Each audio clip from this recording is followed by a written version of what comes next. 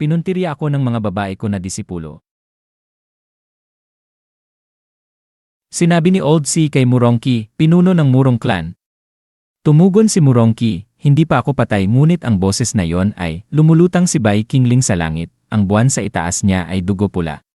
Sa isang masamang boses, sinabi niya, Tang Tianran, kailangan ko bang talagang pumunta at personal na kunin ang iyong buhay? Ang aking Blood Kitchen ay may walang katapusang dagat ng mga tao, ngunit mayroon pa ring lugar na nakalaan para lamang sayo. Nag-utal-utal si Tang Tianran, Bai Qingling. Inasahan ko na ang labanang ito, ngunit hindi ko inasahang dumating ito ng ganito kabilis. CJ. Dahil may lakas ka ng loob na pumunta ngayon, kukunin ko ang pagkakataong ito para puksain ka sa mundo, ikaw nakakadiri, mabahong parasito. Nangisi ang master ng Yingi Temple ng Kangming Sect, si Hua Yuerong, isang hamak na tangki ang may lakas ng loob na sumagot. Ako mismo ang kukuha sa iyo. Siya ay sumugod pasulong. Sa isang pagkakagulo, sumigaw si Tang Tianran, bilisan mo at patayin siya para sa iyong asawa. Pinanatili siya ni Qin Yuer, asawa, huwag kang matakot. Nanisi si Hua Yuerong. Mayroon kang kaunting kasanayan ngunit hindi gaanong. Bigla, lumitaw siya sa likuran ni Tang Tianran, isang karayom sa kamay na nakatutok sa kanyang likod. Sa isang mabilis na galaw, sinaksak niya ang kanyang mga mata. Sumigaw si Tang Tianran tulad ng isang natatakot na bata. Ang aking mga mata. Ako ay bulad. Galit na galit, si Qin Yuer ay iniswing ang kanyang braso patungo kay Hua Yuerong habang sumisigaw, asawa. Habang walang kahirap-hirap na umiwas, nagbulong si Hua Yuerong, kakaiba paano biglang nagkaroon ng ganitong malaking pagtaas sa kultibasyon ang demonyong babaeng ito. Malapit na siya sa tuktok ng Nasenso stage. Naggangalit si Qin Yuer, papatayin kita. Hinimok siya ni Tang Tianran, aking asawa. Patayin mo siya ng mabilis. Kaya mo ito. Madali. Ang ating pagmamahal ay hindi matatalo. Nakangisi si Bai Qingling. Tangki, may lakas ka bang tawagin ang meron ka bilang dalisay na pagmamahal?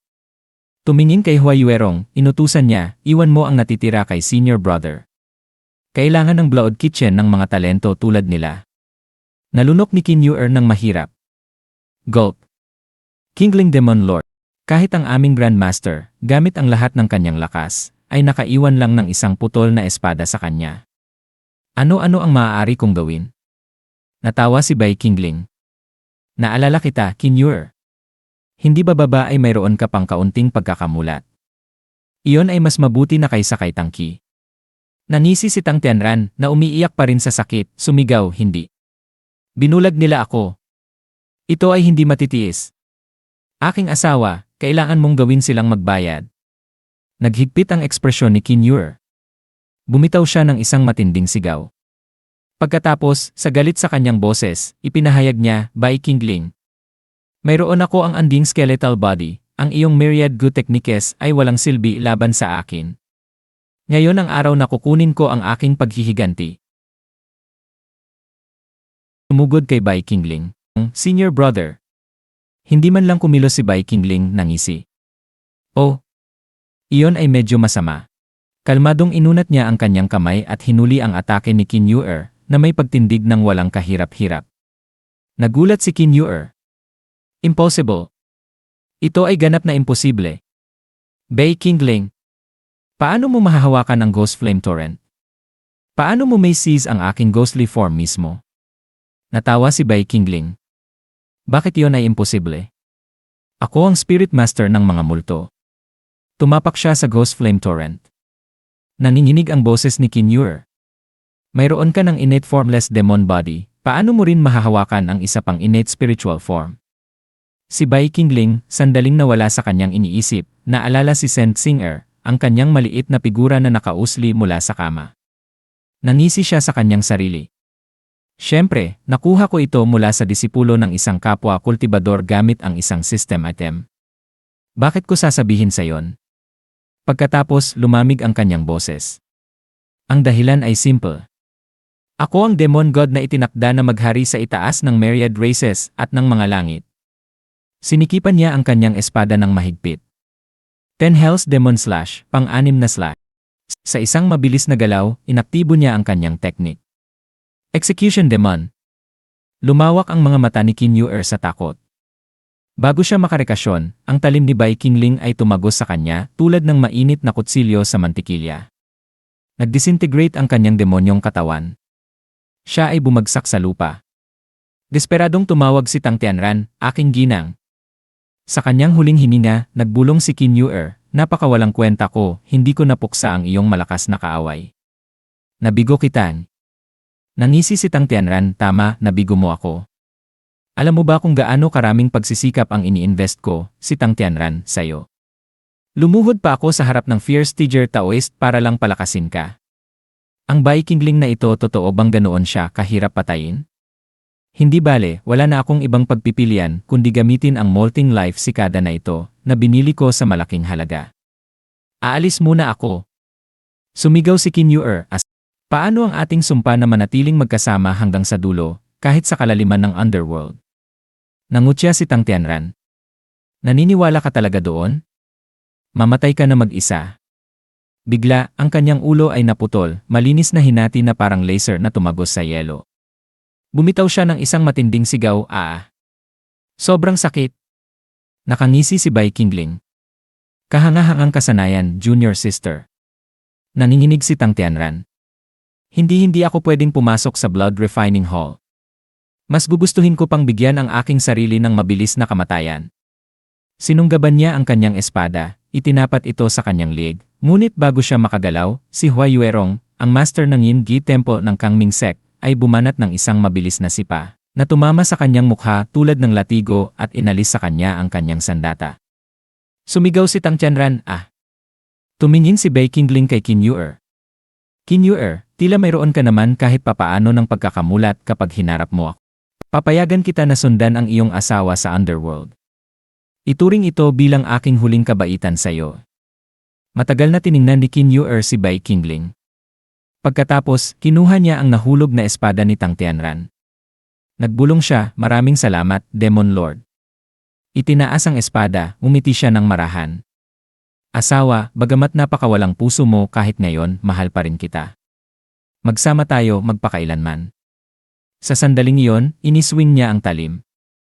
Nahulog si Tang Tianran sa walang hanggang pagtulog, ang kanyang kaluluwa ay umalis patungo sa underworld. Inihulog ni Qin Yuer ang espada, bumagsak sa tabi niya. Tiningnan ni Bai Qingling ang eksena at nagbulong, "Yen. Ang antas na ito ng kadalisayan, iyan ang tinatawag kong tunay na pagmamahal." Lumitaw ang isang abiso ng system, "Congratulations, host. Successfully infused with great love. Target, Tang Tianran, Qin Yuer. Points earned, 1,0,0,0,0." Nablink si Bai Qingling. "Ha? Gumana pala ito."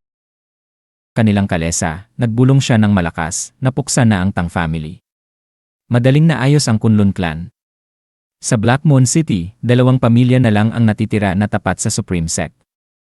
Ang sect leader at si Lin Yin ay mananatili para sa 2 araw pa bilang isang gawa ng pagpapanatag, pagkatapos ay maayos na ang bagay na ito. Tiningnan siya ni Hua Yuerong ng mapag-isip. Ngayon, hindi personal na pinatay ni senior brother si Tang Qi. Medyo iba ito sa kanyang karaniwang paraan. Natawa si Bai Qingling. Tunay na pagmamahal, kung ito ay mahalaga o hindi, ito ay nararapat pa rin igalang. Nagulat si Hua Yuerong. Tunay na pagmamahal. Namula siya, sumandal pasulong upang di maingay na idiin ang kanyang malaki, malambot na dibdib.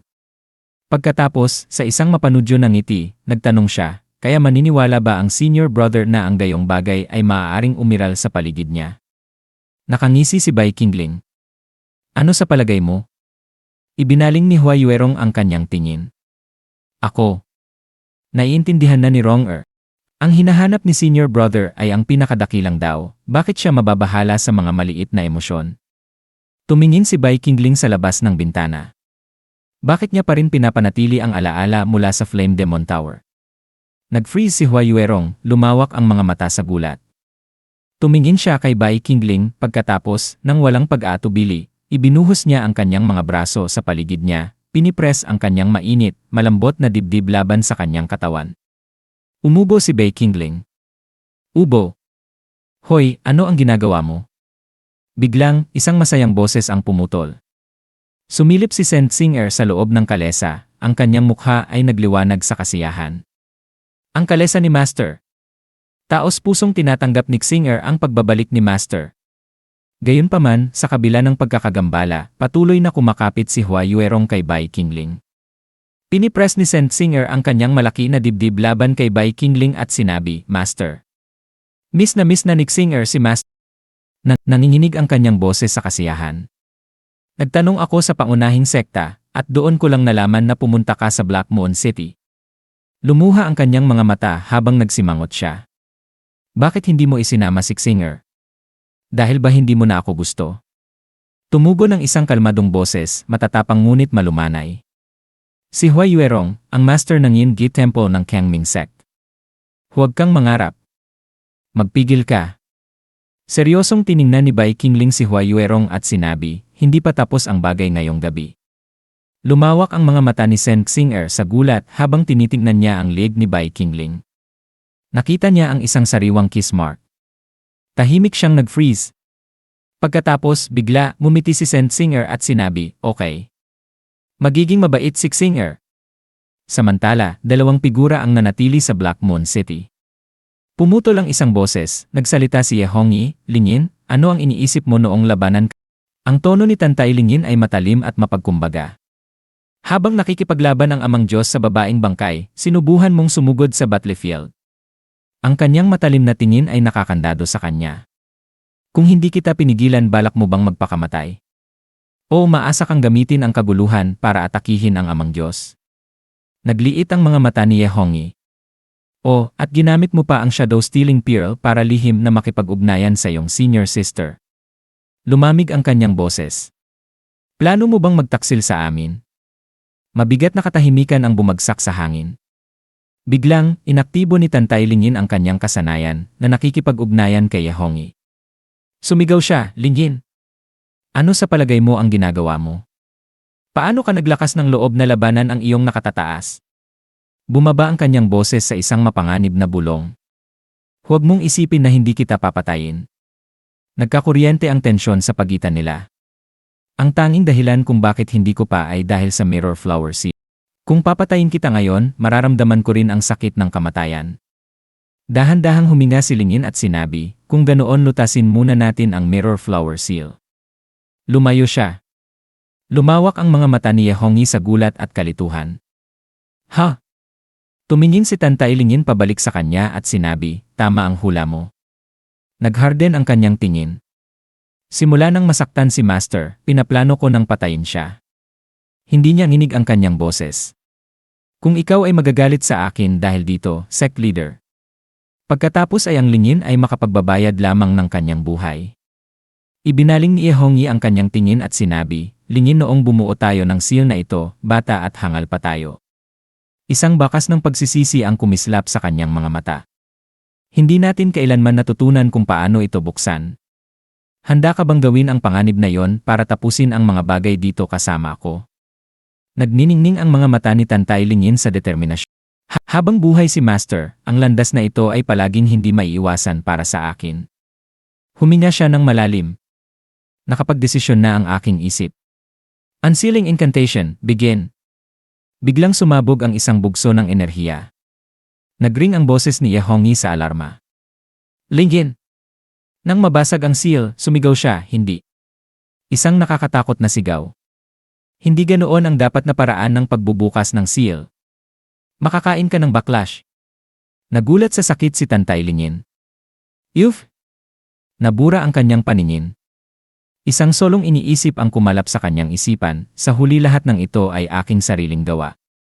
Isang mapait na ngiti ang naglaro sa kanyang labi. Ngunit naisama kita rin eh. Isang alon ng pagod ang bumaha sa kanya. Ngayon ay mukhang maliit na selos at pagkamuhi lamang. Dumating ang kadiliman sa mga gilid ng kanyang paningin. Kung matatapos dito, marahil iyon ang pinakamahusay. Pumutok si Ye Hongyi sa malamig na pawis. Bigla, isang bugso ng mahika ang pumigil sa seal mula sa pagkas. Lingyin, matatanggap ko na ikaw ang nagtata-target sa akin. Ang kanyang boses ay kalmado ngunit matatag. Ngunit bakit mo lalabanan kahit ang sect leader? Nagulat sina Tantay Lingyin at Ye Hongyi kay Bai Qingling. Lumawak ang mga mata ni Tantay Lingyin. Master. Tumibok ang kanyang puso sa kanyang mga tainga. Hindi ba umalis ka na sa Blackmoon City? Sinunggaban ni Bai Qingling ang kanyang sash at sinabi, iyon ay isang puppet lamang. May pagkakaaliw ang kanyang boses. Akala mo ba hindi napansin ang iyong mga maliit na plano? Nanginginig si Tantay Lingin. Tumungo ang tingin ni Bai Qingling. Huwag kang magsalita. Buksan mo ang iyong bibig. Itinaas niya ang kanyang baba, ang kanyang mga daliri ay dumaan sa kanyang mga labi. Involuntary na bumukas ang kanyang mga labi. Isang kakaibang init ang kumalat sa kanya habang siya ay bahagyang tumulog. Nanginginig ang kanyang katawan habang isang kakaibang sensasyon ang pumalit sa kanya. Nagulat si Ye Hongyi. Ang mirror flower seal ay naibalik. Ngunit may iba. Hindi naging ibang uri ng contract mark. Nanginginig ang kanyang boses. Amang Diyos, paano mo? Binitawan ni Bai Qingling ang kanyang mga daliri, kumikislap sa kanyang laway. Sa pagkakagipitan ng sitwasyon, wala na akong ibang pagpipilian kundi personal na makialam at palakasin ang kontrata. May hindi mapagkakamalian na bigat ang kanyang boses. Kung hindi, isa sa inyo ang mamatay kaagad. At ang isa ay maiiwan sa hindi matiis na sakit. Nag-sharpen ang kanyang tingin. Ngunit ang bagong seal na ito, isang paghinto. Kahit ako ay hindi sigurado kung paano ito tatanggalin ngayon. Original itong isang dual contract ngayon ay isang triadic one na. Tinulungan Ye Hongyi si Tantay Lingin na tumayo. Nagbulong siya, ang kanyang boses ay hindi matatag, triad. Nalunok ng mahirap si Ye Hongyi. Ibig sabihin ba no? Ang lahat ng nararamdaman namin ngayon ng dalawa mararamdaman mo rin. Tumingin si Bai Qingling sa kanila ng likod. Lingin, gusto mong patayin ako? Ang kanyang boses ay tahimik ngunit hindi magpapatinag. Palagi ko nang alam, biglang tumingin siya sa kanya, at hindi ko kailanman sinubukang pigilan ka. Ang kanyang mga mata ay nakakandado sa kanya. Ngunit ang tanging nais ko isang mahaba na paghinto ay protektahan ka. Mabigat na nakaupo ang kanyang mga salita. Kung nagsisinungaling ako o hindi. Isang mabagal na ngiti ang naglaro sa kanyang mga labi, malalaman mo mismo sa pamamagitan ng bagong seal na ito. Nahinto ang hininga ni Tantay Lingin. Nagulat, hinawakan niya ang kanyang dibdib, namula ang kanyang mga pisngi habang ang katotohanan ay lumulutang. Tinali ng tadhana, ang kanilang mga kapalaran ay naisulat muli. Sinabi ni Ren Qianfan kay Han Jinyang, Madam, sa palagay mo ba ang wrong sa mga alaala ni Bai Qingling ay maaaring talagang si Hua Yuerong mula sa Yin Kui Hall? Sinabi ni Han Jinyang, noong nakaraang gabi, pumunta sina Bai Qingling at Hua Yuerong sa Blackmoon City. Sabi ng chismis, naroon din si Hongyi. Sinabi ni Ren Qianfan, kung magtutulungan ang kanilang mga puwersa, hindi ba nila magagawa ang anumang gusto nila sa Kangming Stream Sect? May matitira pa bang pwesto ang aking Asura Hall?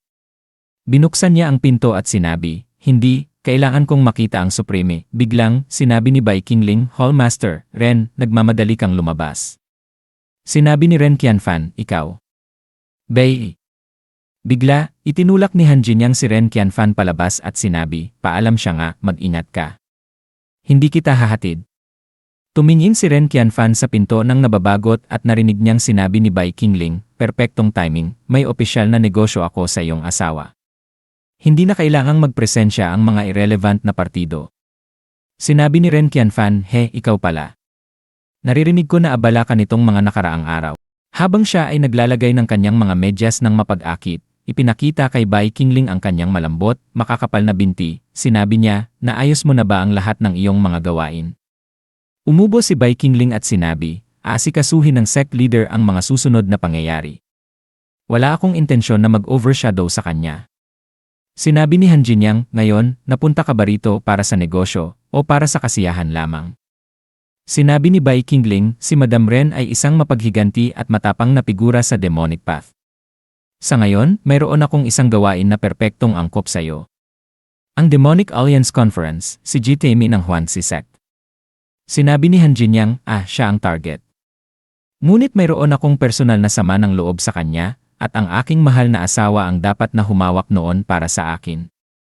Sinabi ni Bai Qingling, Madam, siguradong nagbibiro ka. Kung talagang may lakas ng loob at kakayahan si Hallmaster Ren na patayin si Jitemi, sana'y sumugod na siya para patunayan ang kanyang katapatan ngayon, sa halip na mangikil sa labas ng pinto.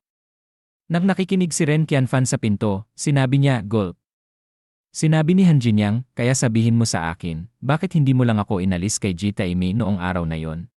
Lumakad siya ng mapag-akit patungo kay Bai Qingling at sinabi, ganito ba ang paglalaro mo sa mga babae? Ang paraan ng pagpapahirap mo sa akin. Naisip mo ba kahit minsan ang aking mga damdamin? Habang namumula siya, hinawakan niya ang kanyang malaki, malambot na dibdib. Sinabi ni Bai Qingling sa kanyang sarili, galit ba siya dahil narinig niyang pumunta ako sa Black Moon City kasama si Hua Yuerong? Ano man ang sabihin ko, hindi makakatulong sa sitwasyong ito, di ba? Bigla, sinunggaban ni Bai Qingling ang kanyang malapit habang siya ay nagulat. Sinabi ni Bai Qingling, para sa Demonic Alliance Conference na ito, ikaw at ako ang magiging pinuno ng delegasyon. Ipinindot ni Han Jinyang ang kanyang malaki, malambot na dibdib laban kay Bai Qingling, at patuloy na sinabi ni Bai Qingling, ako at ikaw. Lumayo siya ng tingin at naglaro ng kanyang buhok, habang sinasabi, talaga. Lumayo ng tingin si Bai Qingling at sinabi sa kanyang sarili, hindi mo kailangang tumingin sa akin na parang kukunin mo ang anumang maaari mong makuha. Pumili ka man lang ng sandali na wala si Ren Qianfan, o iyon ba ang dahilan kung bakit mas mabuti ito? Makalipas ang ilang sandali, sa throne room ni Bai Qingling, isang abiso ng system ang nagsabi, welcome to the Points Shop. Sumunod na abiso ng system, ang iyong kasalukuyang Great Love Points, 130,000. Sinabi ni Bai Qingling, sa mga puntos na nakuha ko mula kay Lingyin, Hongyi, at ngayon lang kay Han Jinyang, umabot na ako sa 130,000. Kung ang aking target ay ang posisyon ng Demonic Alliance Leader sa pagkakataong ito, hindi ko pwedeng ipagpatuloy ang pag-ipon ng puntos tulad ng isang kuripot, kailangan kong gumastos ng malaki. Habang nag-scroll si Bai Qingling sa system, patuloy niyang sinabi, lalo na dahil ang natitirang 4 na organo ng aking orihinal na katawan ay nasa 4 Symbols Extreme Palace ng Huangzi Sect. Si Ji Taimi ng Huangzi Sect hindi na kailangan ang kanyang pag-iral. Pagkatapos ay pumili siya ng isang item at sinabi, i-redeem ang Radiant Treasure Chest. Abiso ng system, redemption successful. Sumunod na abiso ng system, gastos, 100,000 puntos. Nakangiti si Bai Qingling. Abiso ng system, natitirang balance, 30,000 puntos. Abiso ng system, Heavenly Harmony Scroll. Top tier, Heaven Grade Secret Technique. Abiso ng system, Shadow Thief Pearl. Pseudo Immortal Artifact. Abiso ng system, Radiant Class Opportunity. I-unlock ang Heavenly Demon Dragon Scripture ng mas maaga. Abiso ng system, mangyaring pumili ng isa. Sinabi ni Bai Qingling, isang heaven grade technique, at ito ang uri ng teknike na ito. Ang aking susunod na kalaban ay si Ji Taimi. Hindi ko ma-imagine kung ano ang itsura nito, uri ng secret art laban sa kanya. Naiinis siyang iniisip si Ji Taimi. Sinabi ni Bai Qingling, bukod pa, hanggat maibalik ko ang aking 4 na nawawalang organo, at maibalik ang aking kumpletong demonic body, ang aking innate teknike ay magigising ng kusa. Tiningnan niya ang Radiant Class Opportunity na nag-u-unlock ng Heavenly Demon Dragon Scripture ng mas maaga. Sinabi ni Bai Qingling, ang pagpili nito ngayon ay sayang. Kukunin ko ang Shadow Thief Pearl, Pseudo Immortal Artifact. Biglang lumitaw si Shen Xing'er sa likuran ng kanyang trono at sinabi, Master, ano ang ginagawa mo? Umupo siya sa kandungan ni Bai Qingling at sinabi, isang sandali nag-uusap ka sa iyong sarili, sa susunod mukha kang malungkot. Mayroon bang magagawa si Xing'er para tulungan ka? Sinabi ni Bai Qingling, wala lang. Ito lang na sa pagkakataong ito medyo iba ang mga bagay. Sinabi ni Shen Xing'er, bukod kay Ji Taimi ng Huangzi Sect, naroon si Li Ganju ng Xiji Sect, ang Blissful Bodhisattva ng Huaxing Sect, at ang Soul Hall Leader ng Hanchen Sect. Sinabi ni Bai Qingling at pati na rin si Ximen Wuhen, Liu Mingbai. Sinunggaban ni Bai Qingling ang maliliit, malambot na balikat ni Shen Xing'er at sinabi, sila ang pinakamalakas na puwersa ng ibang demonic sects, ang mga kailangan kong harapin ng sabay-sabay. Ngunit Xing'er, may isang bagay kang mali. Hindi ako nalulungkot. Ngumiti siya nang ang kanyang mga mata ay puno ng determinasyon, habang sinasabi, iniisip ko lang kung paano ang lahat ng mga dakilang figurang ito ay maaaring matapos sa aking mga kamay at ang aking demon blood ay kumukulo na. At dito muna nagtatapos ang ating kwento sa araw na ito. Kung nagustuhan niyo ang kabanatang ito, suportahan ang channel sa pamamagitan ng pag-like, pag-comment at pag-subscribe. Malaking tulong ang inyong suporta upang makapaghatid pa tayo ng mas marami at mas magagandang kwento. Magkita-kita tayo sa susunod na kabanata. Maraming salamat sa panonood at magandang araw sa inyong lahat.